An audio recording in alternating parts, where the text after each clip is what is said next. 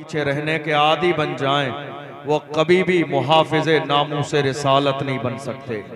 जिस कौम के जवान बाज़ाब्ता कदम पीछे बढ़ाने लगें, वो कौम कभी भी हुजूर के नाम पर मरने और मिटने का मुजाहरा नहीं कर सकती।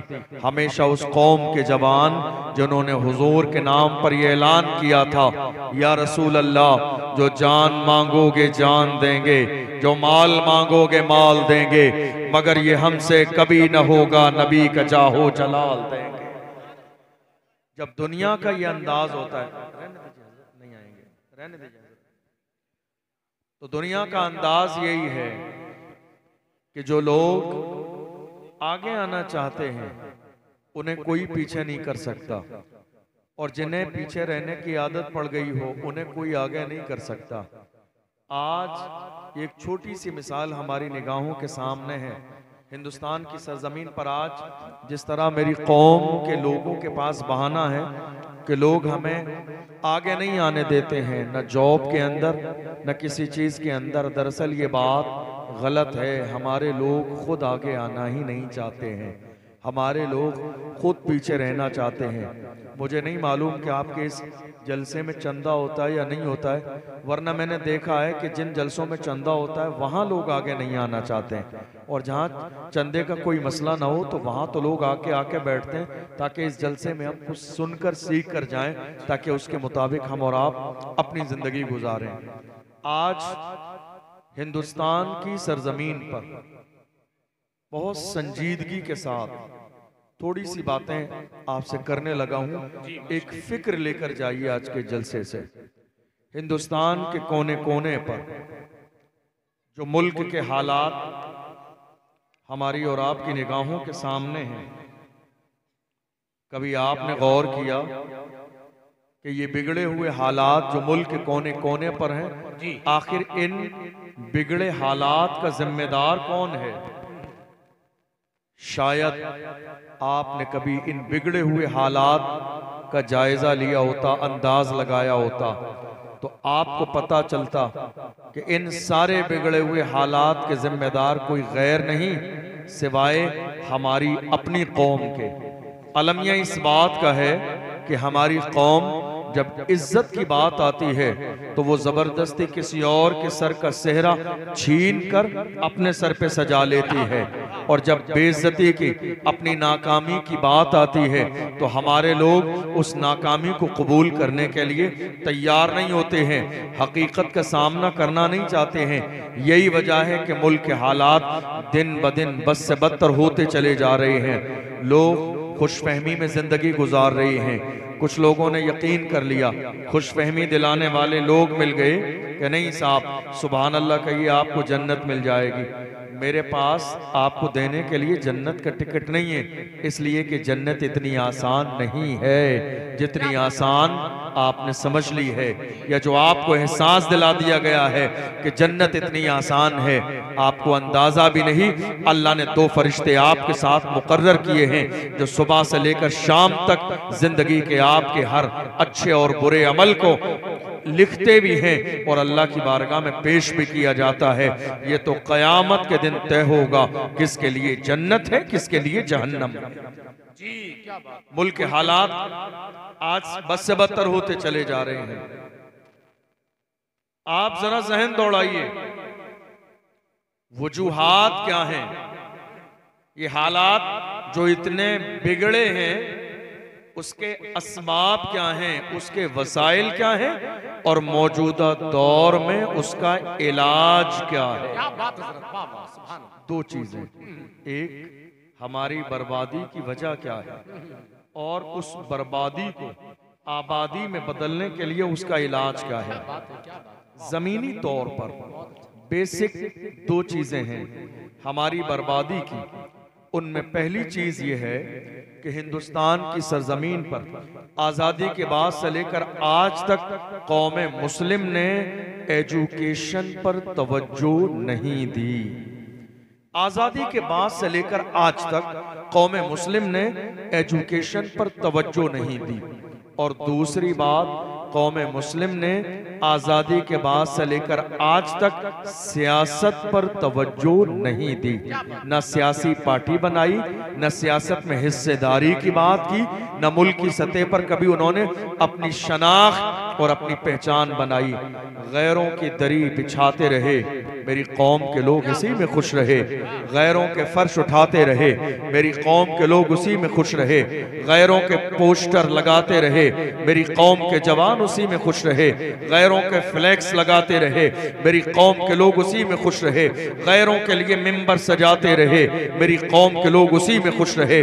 जमीन पर बैठकर गलत सलत बातें सुन के गैरों के लिए तालियां बजाते रहे, मेरी कौम के लोग इसी में खुश रहे। याद रखिएगा, मारहरा मुतहरा से, आला हजरत के पीर खाने से सैयदुल उलमा फरमाते हैं, किसी की जय विजय हम क्यों पुकारे, क्या गरज हमको, हमें काफी है सैयद अपना नारा या रसूल अल्लाह या रसूल अल्लाह। सुभान अल्लाह। किसी की जय विजय हम क्यों पुकारे, क्या गरज हमको, हमें काफी है सैयद अपना नारा या रसूल अल्लाह।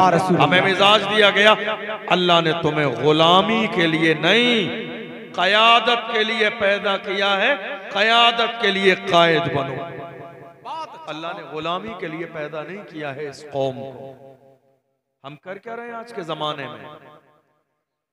हमारे यहाँ सियासत है, मेरी बात समझ आ रही है आप सबको? मैं बहुत हल्के अंदाज में हल्की स्पीड से बोल रहा हूं ताकि आपको समझ आए। मुझे नहीं मालूम आपके सुनने का क्या अंदाज है, पर मेरी नीयत यह है कि आपको एक एक बात समझ में आनी चाहिए। मैं बहुत हाई फाई और बहुत स्पीड में बोल दूं, आपको न समझ आए, मुझे नहीं लगता है कि उस बात का कोई मतलब है, क्योंकि हम इस एक रात के मदरसे में कुछ सीखने आते हैं, कुछ सुनने आते हैं, कुछ समझने आते हैं, ताकि जब हम यहाँ से उठकर जाएं तो हमें इस बात का एहसास हो कि हम हुजूर की महफिल से आए हैं तो कुछ सीख कर आए हैं, कुछ लेकर आए हैं। आपको मालूम है हमारे यहाँ ऐसा नहीं है, सियासत नहीं है। सियासत है हमारे यहाँ, सियासत है, लेकिन गंदी सियासत। हमारे यहाँ सियासत है, गंदी सियासत। कैसी? मस्जिद में सियासत, मस्जिद की कमेटी में सियासत, मदरसे में सियासत, मदरसे की कमेटी में सियासत। मैं ये आपके शहर की बात नहीं कर रहा हूं, मुझे नहीं मालूम आपके यहाँ के हालात क्या हैं, मैं मुल्क की सतह पर बात कर रहा हूं। खानका में सियासत, पीरी मुरीदी में सियासत, जलसों में सियासत, मीलाद में सियासत, जुलूस में सियासत। हमारी कौम के छोटे से मीलाद में जहां दो चार इलाके के मौलवी हजरात को जमा होना होता है, उसमें भी सियासत। और इससे ज्यादा गिर गई ये कौम, जलसे के पोस्टर में नाम पढ़ने में भी सियासत। बात समझ में आ रही है? ये प्रैक्टिकल बात है, किसी को बुरा लगे तो वो माफ करें, हकीकत यही है। अब आप कहें मैं आपकी तारीफ करके झूठी चला जाऊं तो मुझे नहीं आती है, इसलिए कि नश्तर जो लगाता है वो दुश्मन नहीं होता। डॉक्टर जो ऑपरेशन करता है ना, ऑपरेशन करना जरूरी है, क्योंकि ऑपरेशन इसलिए किया जाता है ताकि किसी की जान बच जाए, कोई सलामत रहे, कोई जिंदा रहे। ऑपरेशन दुश्मनी में नहीं किया जाता है। नश्तर लगाने वाले दुश्मन नहीं होते हैं, नश्तर लगाने वाले नश्तर लगा के अपने दीन और ईमान वाला होने का हक अदा करते हैं। याद रखिएगा, हमें हमारे बुजुर्गों ने और बिलखुसूस आला हजरत ने हमें चापलूसी करने का मिजाज नहीं दिया है।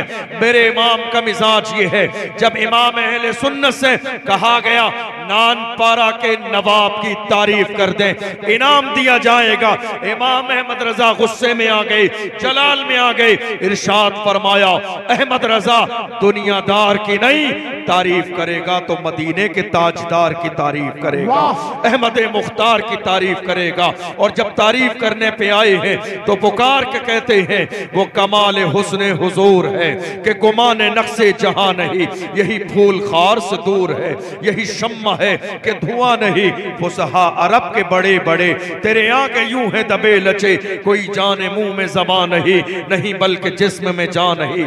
करूं तेरे नाम पे जा फिदा, न बस एक जान दो जहां फिदा, दो जहां से भी नहीं जी भरा। करूं क्या करोड़ों जहां नहीं, करूं मधे अहले तो वल रजा।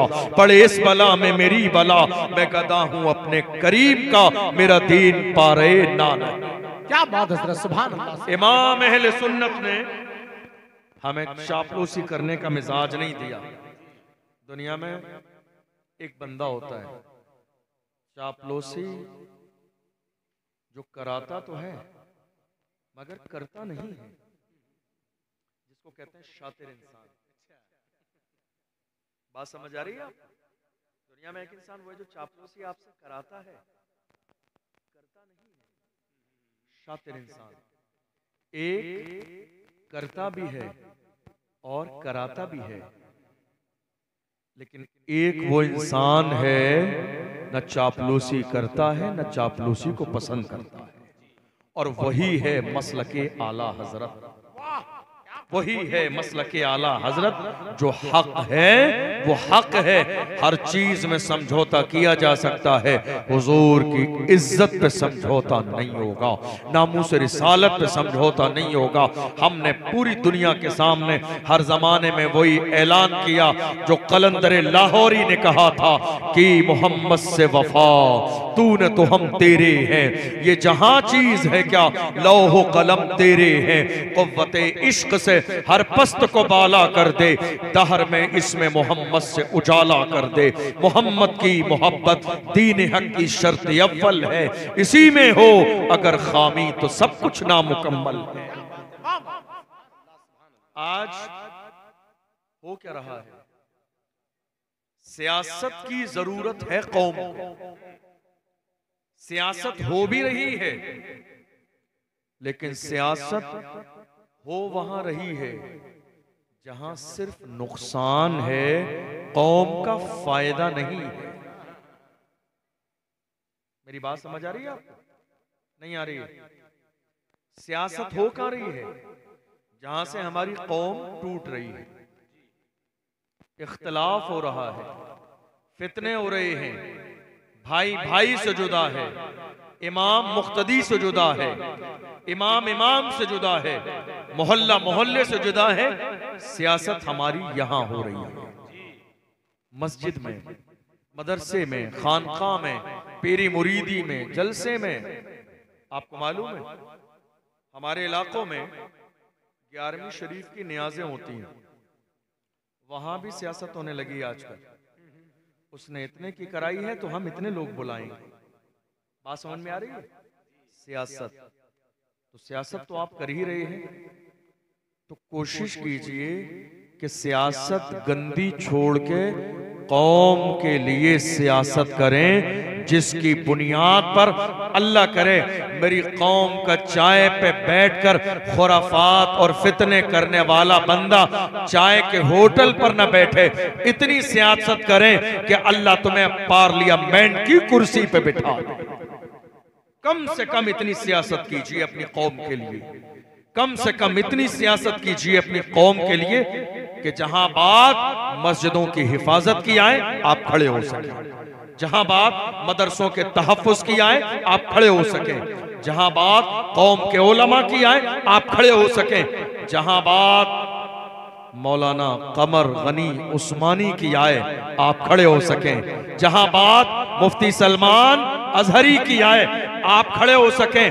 काश के मेरी कौम के लोग मस्जिद और मदरसे में गंदी सियासत करने वाले यह हकीकी माना में मुल्क की सियासत में हिस्सेदारी ले लेते तो हमारी कौम के एक आलिम को 8 महीने जेल में न रहना पड़ता, जिसने नामूस रिसालत पर पहरा दिया। हम उसकी आंखों में आंखें डाल के कहते, ऐ मेरी कौम के जवान, याद रख तू हमारे रसूल का जानशीन बनकर हुजूर के मिशन को आगे बढ़ाकर आगे निकला है, दुनिया ने तेरे पैरों में जंजीरें डाली हैं, तो क्या हुआ, हम तेरे साथ खड़े हैं। और फिक्र हमारी ये है, मायूस ना हो ऐ चमने मिल्लत बैज़ा, जिंदा है तो सींचेंगे तुझे खून जिगर से। वाह वाह वाह, नारे तकबीर, नारे रिसालत, फैज़ाने गौसे आज़म, मसलके आला हज़रत। वाह वाह।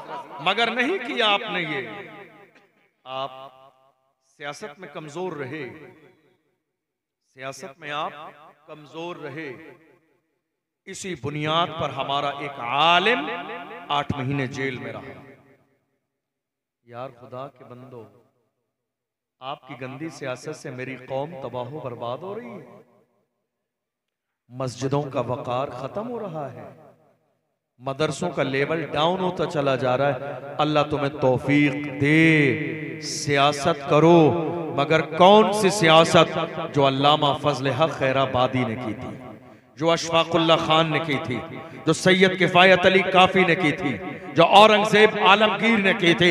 इन्होंने सियासत अपनी शख्सियत को मनवाने के लिए नहीं, मुस्तफा के मिशन को आम करने के लिए की थी। यही वजह है आज वो दुनिया में मौजूद नहीं है जिस्मानी तौर पर, मगर उनकी सियासत को अल्लाह की बारगाह में कबूल कर लिया गया। आज आपके इलाके में भी मिंबर पे उनका नाम लिया जा रहा है। आप कीजिए, आज बहुत सारे लोगों ने क्या कहा मालूम है आपको, हम सियासत नहीं करेंगे। क्या हम सियासत नहीं करेंगे? हमने कहा बहुत अच्छी बात है, आप सियासत नहीं करेंगे, आपके साथ सियासत कर दी जाएगी। आप सियासत नहीं करेंगे, आप सियासत नहीं करेंगे, आपके साथ सियासत कर दी जाएगी। आज कितने जवान ऐसे हैं, मोहल्ले में जरा सी लड़ाई हो जाए, मौजूद 4 बंदे रहे, लिस्ट 50 लोगों की बनकर पहले ही से पहुंच जाती है। आप सियासत नहीं करेंगे, आपके साथ सियासत कर दी जाएगी।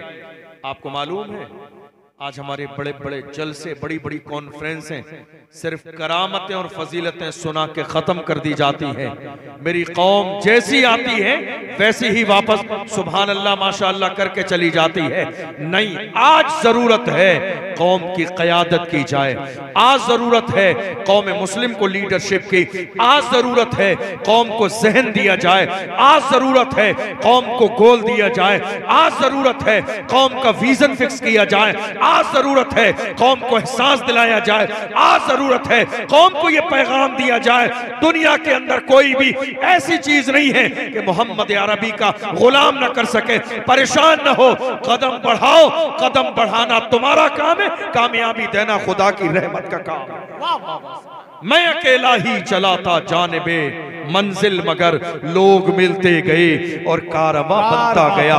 मैं कोई बहुत पुराने जमाने की बात नहीं कर रहा हूं, आप ही के शहर में, आप ही के इलाके में, क्या आपने अपने माथे की आंखों से उस मर्द कलंदर को नहीं देखा? दुनिया जिसे अल्लामा अनवार हुसैन के नाम से जानती और पहचानती है। अरे कोई लंबी चौड़ी तारीख नहीं है, बहुत पुरानी किताबों में लिखी बात नहीं है।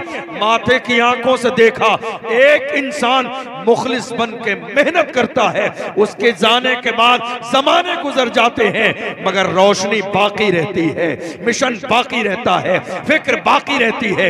ये जो रौनकें नजर आ रही है, ये उस मर्द कलंदर की कोशिशें और मेहनतों का नतीजा है। अल्लाह उनकी कब्र पर रहमत व अनवार की बारिशें नाजिल फरमाए। उन्होंने इतना बड़ा मिशन दिया, मगर सवाल आपसे है, उनके जाने के बाद आपने क्या दिया कौम? आपने क्या दिया? क्या किया आपने? क्या किया? किसी का उर्स मना लेने का नाम ये नहीं है कि आपने बेहतरीन अंदाज में लंगर बनाया और कौम को खिला दिया, सुभान अल्लाह माशाअल्लाह नारे लग गए, उर्स हो गया। हरगिज नहीं, उर्स का ये मतलब नहीं है, उर्स का हरगिज ये मतलब नहीं है। उर्स का मतलब है साल गुजर जाने के बाद उस शख्सियात की खिदमात को बार बार जिक्र किया जाए और लोगों को बताया जाए उन्होंने क्या मिशन छोड़ा था, जो बाकी रह गया है उस मिशन को पूरा करना।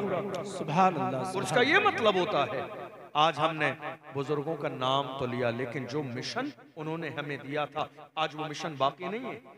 आपको मालूम है सियासत, आज जो हालात हमारी निगाहों के सामने है ना, इसका ताल्लुक सिर्फ जिंदगी में हमारी दो चीजों से है, एजुकेशन और सियासत। और मैं दोनों चीजों का आपको मैसेज दूंगा। आपको मालूम है थोड़े से जमाने पहले की बात है, संभल की सरजमीन पर शाही मस्जिद के साथ क्या हुआ है आपके जहन में? सोशल मीडिया से जुड़े आप जानते हैं। आप मुझसे ये उम्मीद न रखिए आपको मैं करामतें सुनाऊंगा, मुझे नहीं आती है। क्या हुआ शाही मस्जिद के सामने? जब लोगों ने ये प्लान बना लिया था बिल्डोजर चलाने का, तो मेरी कौम के जवान सीना से पर होके खड़े हो गए थे। कितने जवानों के सीनों पे गोलियां चला दी गई, जिनकी माओं के वो तन्हा लाल थे, मगर उन माओं ने इंसानी फितरत के तकाजे के मुताबिक आंसू तो बहाए, मगर जब बात हुजूर की दीन और मस्जिद के तहफ्फुज की आई तो उन माओं ने भी पुकार के यही कहा, जान दे दी उसी की थी, हक तो ये है कि हक अदा न हुआ। आज कोई एक मस्जिद नहीं है मुल्क में, ऐसी कितनी शाही मस्जिदें हैं जो टारगेट और निशाने पर हैं। कितनी मस्जिदें ऐसी हैं आपको मालूम है? कोई जगह हो जिसको आप छोड़ दीजिए, मौजूदा दौर में महीने 2 महीने के बाद, 6 महीने के बाद, 1 साल के बाद जब कुछ जगहें खाली पड़ी रहती है ना, तो कोई ना कोई आके कब्जा कर ही लेता है। कोई ना कोई आके उस पर कब्जा कर लेता है। ये बुरी नजर मस्जिदों पे क्यों है मालूम है आपको? अफसोस कीजिए आप अपने आप पर, क्योंकि आपने मस्जिदों को खाली छोड़ दिया। मस्जिदें हमारी खाली पड़ी हैं। अभी थोड़े से जमाने पहले एमपी की सरजमीन पर यह मुद्दा आज भी चल रहा है कि नहीं साहब, अजान देनी है, फज्र में हमारी नींद खराब हो जाती है, इसलिए लाउड स्पीकर मस्जिद से आपको उतारना पड़ेंगे, अजान नहीं देंगे आप। सवाल किया गया, आप माइक पर अजान क्यों देते हैं? हमने कहा अजान हम इसलिए देते हैं ताकि कौम के लोगों को नमाज का वक्त बता दिया जाए। तो सवाल हुआ, क्या कौम एक दिन में नहीं समझती है कि रोजाना नमाज का वक्त क्या है? हम कहा हाँ समझ जाती है, लेकिन लोग सो रहे होते हैं, सोते को जगाना भी एक अलार्म की तरह है। कहा ठीक है, तो आप कब से जगा रहे हैं? 75 साल से तो हम देख रहे हैं जगाते हुए। कभी एक सफ की जगह 2 सफ़े हुई? कभी 4 सफ़े हुई आपकी? नहीं। जब रोजाना अजान पढ़ने पर एक बंदा भी आपकी कौम से पढ़ने वाला नहीं है, तो जो फिक्स नमाजी हैं वो तो अजान से पहले आ जाते हैं, अजान देने की जरूरत भी नहीं है। जरा गौर कीजिए, दुनिया कहां तक सोच रही है, दुनिया का मंसूबा कहां तक है, दुनिया की प्लानिंग कहां तक है। आज जब अजान की बात आती है तो मेरी कौम के जवान जज्बाती हो जाते हैं, नहीं साहब गर्दन कटा देंगे, जान दे देंगे। मैंने कहा तुम्हारे जुमले में जर्रे के बराबर कोई सच्चाई नहीं है। जिस कौम के जवान हुजूर के हुक्म पर गर्दन झुका न सकें, वो गर्दन कटा कैसे सकते हैं? जिस कौम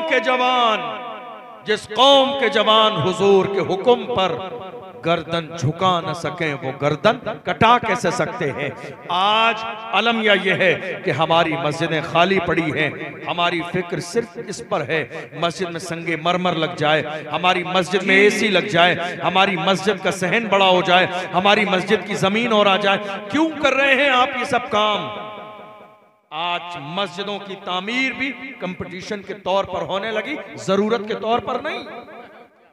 दूसरे मोहल्ले में मस्जिद में संगे मरमर लगा, आप क्या कोई नमाज पढ़ने वाला नहीं है, लेकिन फिर भी संगे मरमर की कोशिश आप लगे हुए हैं। चंदा किया जा रहा है, ये काम वो काम, सारे काम हो रहे हैं सिर्फ इसलिए कि नहीं हमारी मस्जिद उनसे अच्छी लगे।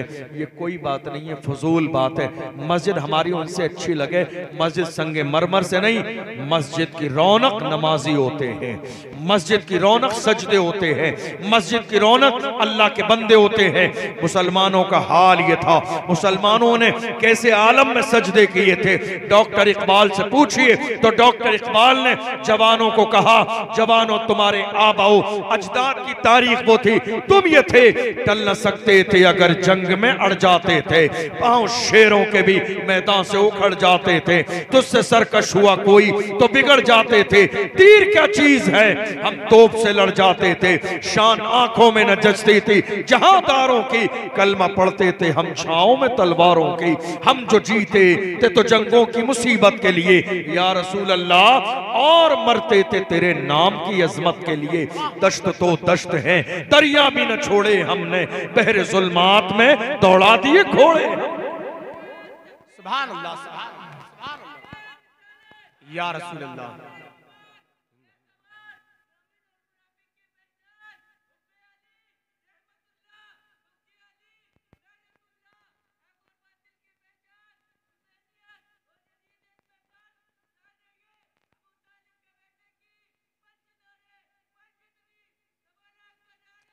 अल्लाह के रसूल सल्लल्लाहु अलैहि वसल्लम ने इरशाद फरमाया, मेरी कौम की पेशानी जब तक अल्लाह के घर में झुकती रहेगी, दुनिया की कोई ताकत ऐसी नहीं है कि कलमा पढ़ने वाले के सर को झुका दे।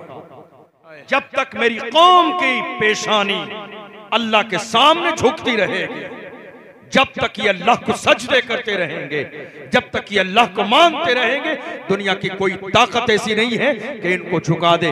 आज हम झुक रहे हैं कहां?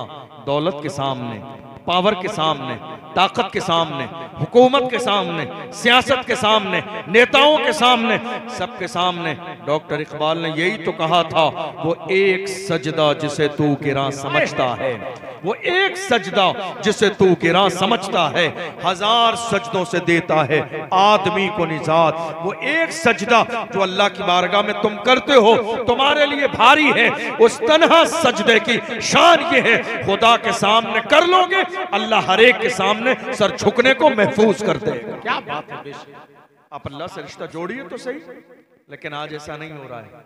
नहीं मेरे अजीजों, आज और आपको मालूम है ये जितने भी फैसले हो रहे हैं, सीए का दौर आया, एनआरसी का दौर आया, वक्फ बिल के मसाइल हुए, निकाह का मसला आया, तलाक का मसला आया, हलाले का मसला आया, अजान का मसला आया, मॉब लिंचिंग का मसला आया, नामूस रिसालत का मसला आया। हिंदुस्तान की सरजमीन पर जितने मसाइल आए, आ रहे हैं या आएंगे, इन सारी चीजों का फैसला सियासी पावर की बुनियाद पर होता है।